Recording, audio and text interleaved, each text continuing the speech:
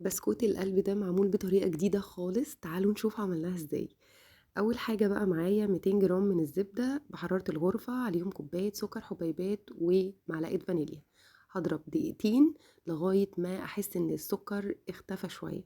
بعد كده هضيف بيضة وهضرب، وبعد كده هضيف بيضاية تانية وهضرب كمان لغاية ما احس ان السكر يعني ابتدى يختفي تماما. بعد كده هجيب بقى كوبايتين لتلاتة دقيق حسب ما يحتاج معايا، وهحط عليه معلقة صغيرة من البيكنج باودر ورشة ملح، وهقلب حبة بحبة. وبعد كده هعجن العجينة بإيدي لغاية ما العجينة وانا بجربها ما تشققش وكمان ما تلزقش. بعد كده هاخد تلتين وهشيلهم على جنب، التلت هحط عليه لون احمر وبعد كده هسيبها على جنب. هجيب بقى كيس النايلون وهفردها زي ما انتم شايفين، وهحطها في الفريزر، اطلعها واشكلها قلب زي ما انتم شايفين.